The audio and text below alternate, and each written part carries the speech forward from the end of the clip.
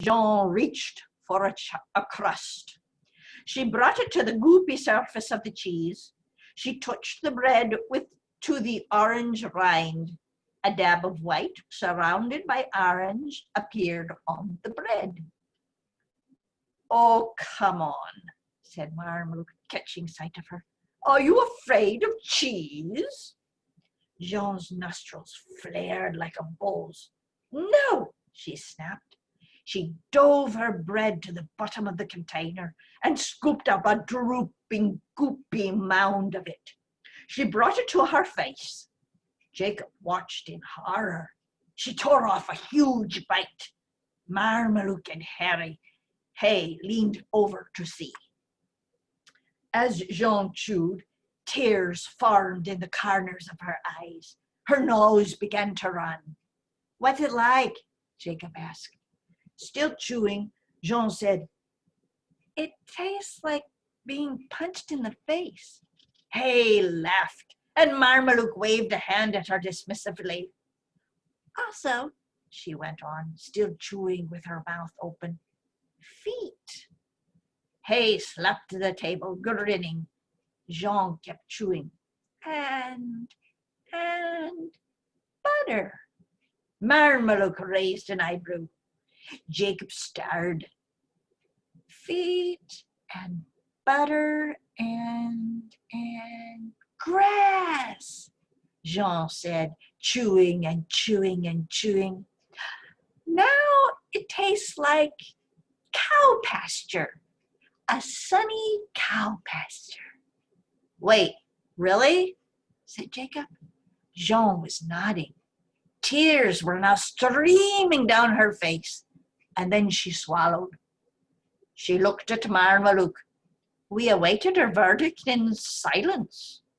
Finally, she announced,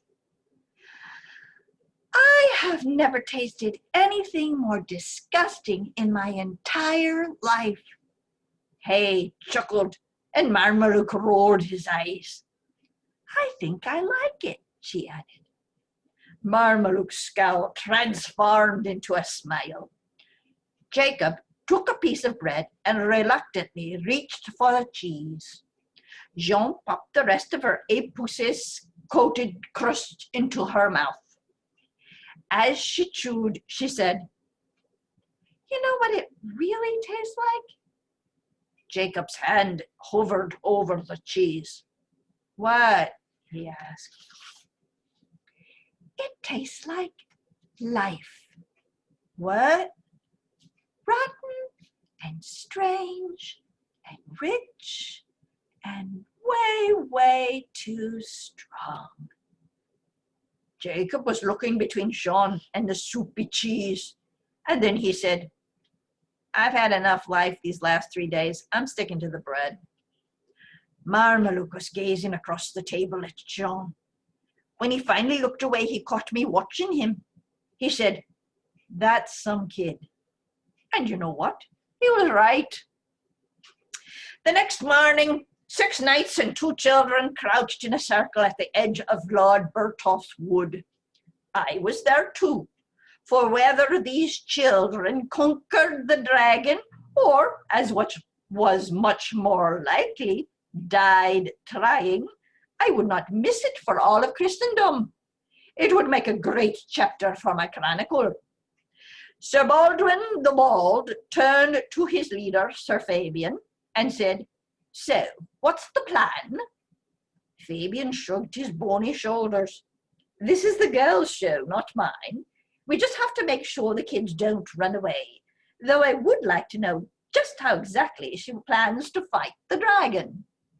So we all looked to Jean, but she merely said, "Jacob's going to defeat it." "Why do you keep saying that?" Jacob demanded. She smiled slyly. "Remember when I said there was a sickness in the land?" "You were wrong there, little peasant," Fabian smirked. "No, I wasn't," Jean rejoined. "There is a sickness. It's in the dragon." Jacob furrowed his brow. His dark curls fell into his eyes. Jean turned to me. Didn't you say that the farts were a diabolical new development or something?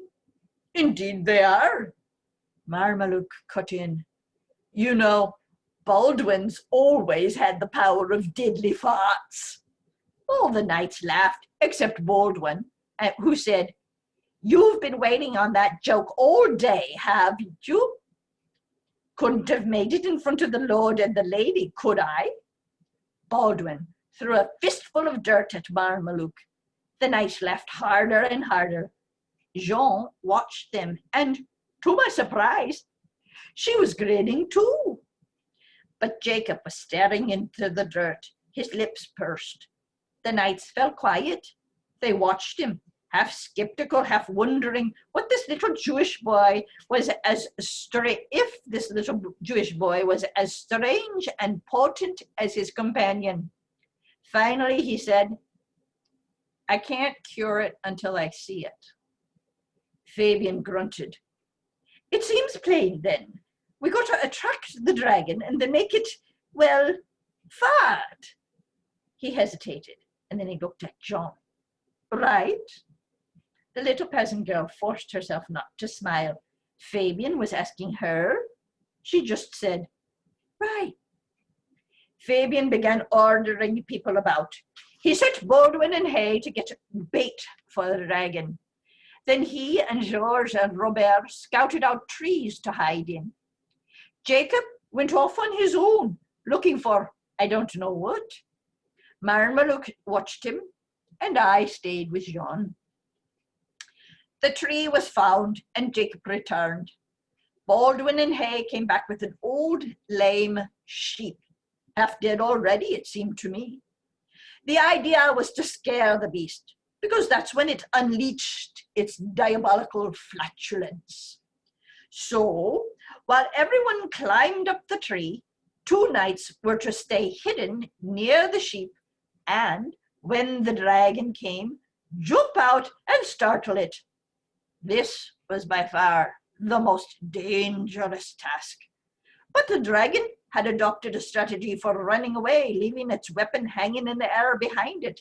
We figured that if the knights leapt out and startled it, and then immediately dove back into hiding, they would survive unscathed. Probably. So, as you might imagine, though, no one wanted that task.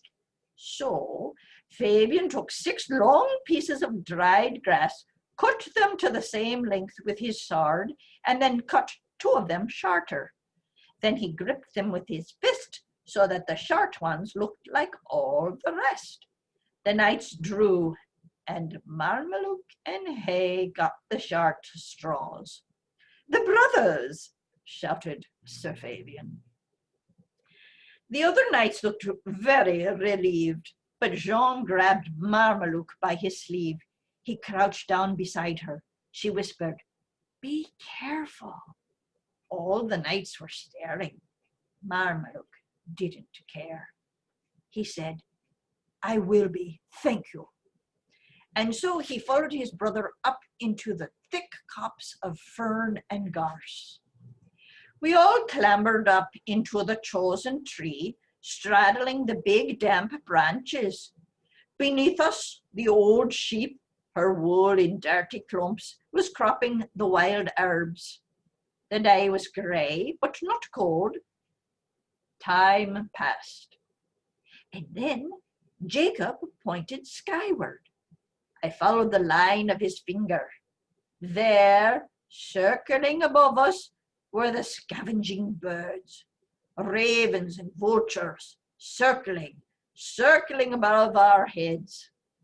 The hair on my neck stood up on end, and I whispered, I think the dragon is near. Fabian, sitting with his back against the oak's trunk, put 2 fingers to his mouth and whistled long and low.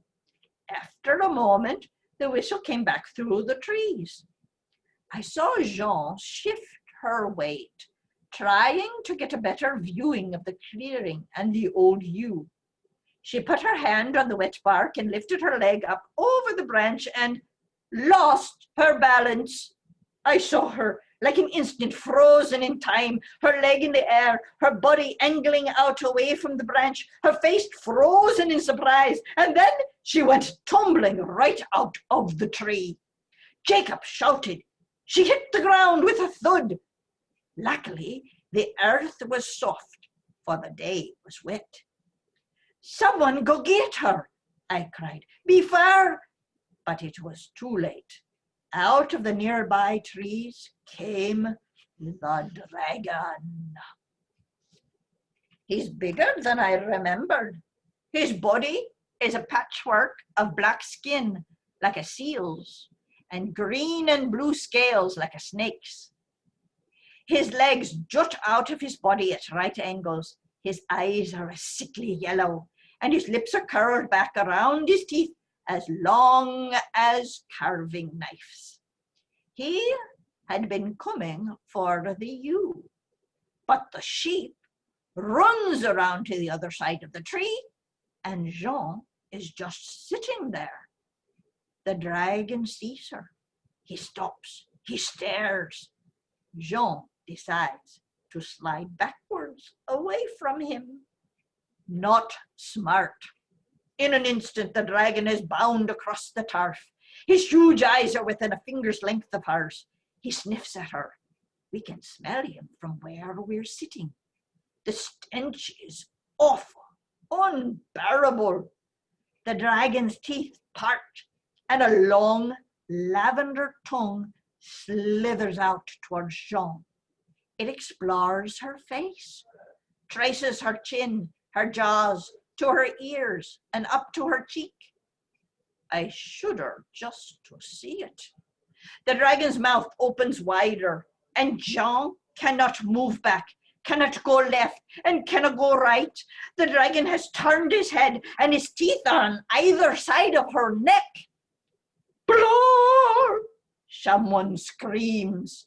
Marmaluke and Hay leap out of the foliage. Blur! Blur! Blur! They shout, brandishing their swords above their heads. Blur! The dragon is terrified. He snaps his jaws shut, just shy of little Jean's neck. He flips around, lashing his fleshy tail at the knights, and then darts into the trees from which he's come. Watch out! Screams Jacob. Too late. Marmaluke and Jean have both dived to the side, but Hay is standing there, brandishing his sword and still screaming, Blur! Which is when the fart hits him. For an instant, he smells it. I know, because I see his eyes go wide with shock and his face begin to contort in utter stomach-wrenching disgust. And then the flames leap to life all over his body. He lets out a horrible scream and he falls to the ground, fire consuming his flesh. Roll! Marmaluke cries. Jean is on her feet already, sprinting towards Hay. The knight writhes on the wet earth, the flames enveloping him like dancing, burning blankets. Jean plants her shoulder into his side and begins to roll him over. Marmaluke arrives an instant later, his tunic already half over his head. One end is caught in his belt. He yanks, and finally it's free, and he's smothering Hay with it. And he and Jean beat the flames through the damp wool of the tunic. We're all at Hay's side a moment later. The flames are gone, but now, suffusing the clearing is the sickening smell of the dragon's fart and the more frightening smell of charred skin, hair, and flesh. Jacob has leaves in his shirt. That's what he was collecting. He thrust them at the knights. Chew this. We're not the wounded, Fabian barks. Jacob ignores him. Chew it and spit it into my hands, now. The knights hesitate for just a moment, and then Fabian, yes, Fabian, grabs a handful of the leaf and shoves it into his mouth. He winces at this taste, but he's working his yellow bearded jaws until the leaf begins to break down. We all follow his example. Jacob runs to the nearby tree and begins to pull the moss at its base. John, help, he cries, and so she does. They carry armfuls of mossy soil back to Hay, whose moans are dying now. Spit it out, here, Jacob commands, and the knights holding out his hands. So the knights disgorge the bitter leaf, black with saliva, into Jacob's small hands. Take off the tunic, Jacob cries. Marmaduke obliges, revealing charred flesh and clothing burnt into Hay's skin. George turns away to be sick, but Jacob sets his jaw and begins smearing the wet pulp into Hay's burns. The moaning starts up again. You're hurting him, Marmaduke cries. I have to, Jacob barks back. He smears the masticated leaf all over Hay's body and then packs it with mossy soil. He steps back, takes a deep breath, and wipes his brow. Finally, he kneels and prays. The words are strange, but soothing somehow to all of us. After a little while, Jacob rises. We all stare at him. Now what? Marmaduke asks. Now we lure the dragon back. What? We all say at once. Why? Jean wants to know. And Jacob says, I know how to cure it. We moved Hay to a secluded bank near the nearby brook. Marmaduke tended to him, cupping a cool water to his unmoving mouth. Jacob searched in the shade of the ferns for something. Meanwhile, Georges and Robert pulled the old ewe back into the clearing. Jacob returned from his search, apparently satisfied. He said a prayer over the ewe, a prayer of sacrifice, and then he asked Fabian,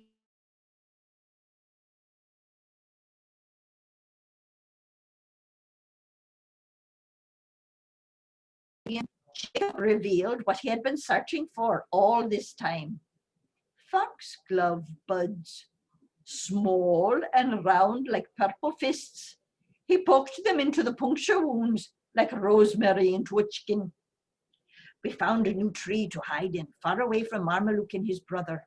Georges and Robert laid the sheep carcass at the base of the tree. No need for an ambush this time, Jacob told us. We clambered up onto the high wet branch. The cold had made all of our noses red. I turned to Jane, but before I could speak, she said, Don't worry, I'm not letting go. We waited, and we waited, and waited. Georges and Robert, sitting beside each other on the thick branch, began to thumb joust. The sun sank into the sky. The wet began to seep into our bones. Fabian put his fingers into his mouth and he whistled. No answer. I caught my breath. And then, from a great distance, 2 whistles came back in answer. I exhaled. Marmaduke's sign. All was well. Until it wasn't. Baldwin pointed up into the sky. The vultures and the crows were gathering. The birds always know. Indeed, not long after, the dragon reappeared. He slunk stealthily from the shade, as if he were as afraid as we were. He looked around, though not up, thankfully. When he felt it was safe, the dragon tore at the sheep's flesh with his teeth, leaning his head back and coaxing the meat down his gullet. He tore again and again at the stomach until the soft innards of the sheep rolled out onto the green earth. The beast buried his head in the ewe's soft underbelly, periodically coming up for air, his black and green face drenched with sheep's blood. And then he coughed. He coughed again. Jacob reached out for Jean's hand, and she gave it to him. The dragon coughed again. Its gorge started working back and forth, like a cat trying to cough up a hairball. And then it opened its jaws and unleashed a mass of chewed sheep flesh onto the forest floor. We all covered our noses and mouth as quickly as we could. The smell was horrific. Jacob was the only one not to cover his face. He just watched. The dragon raised his head towards us and made ready to jump out of the tree. But he didn't seem to see us. His eyelids drooped. His breath became labored. He began limping around the clearing. Suddenly, he convulsed again and let go a long, goopy train of yellow liquid from his throat. The liquid poured and poured and poured onto the green ground. The dragon pulled himself backward along the grass, letting yellow fluid flow in a long, viscous trail. I nearly threw up right then, but I held it in as if my life depended upon it, because it very well might have. It's not often that your life depends on not throwing up, but this was such a time. The stench became worse and worse. We cupped our hands over our mouth, even Jacob now, and tried not to pass out. Finally, the dragon was spent. He collapsed into the ground, heaving, surrounded by a long, thick trail of yellow vomit. Give him a while, Jacob whispered. We did. We waited. Baldwin's head was between his legs to prevent him from throwing up or passing out. Fabian pinched his rat-like nose so hard that it turned purple. Georges and Robert had covered their faces with their shirts. But at last, Jacob said, "On the count of 3, scream as loud as you can." Baldwin said groggily, "That shouldn't be too hard." Jacob whispered, 1, 2, 3.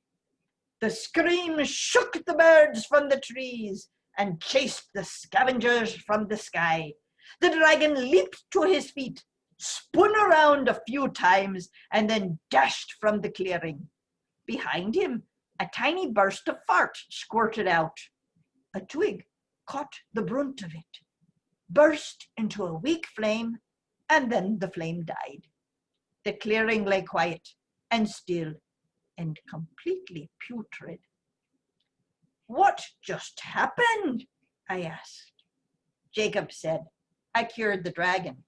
No more deadly farts." "Why not?" See all that yellow goop down there?" We all nodded, while trying not to actually look at it. "That's a pussess." Then we did all look. I was still confused. When I first smelled the dragon, I recognized it right away. It smelled like old digested cheese. And didn't you say the deadly farting began when it passed through Burgundy after attacking the inn? Well, cheese creates bile in some people, makes them spend all night squatting on the dung heap. My mom is like that.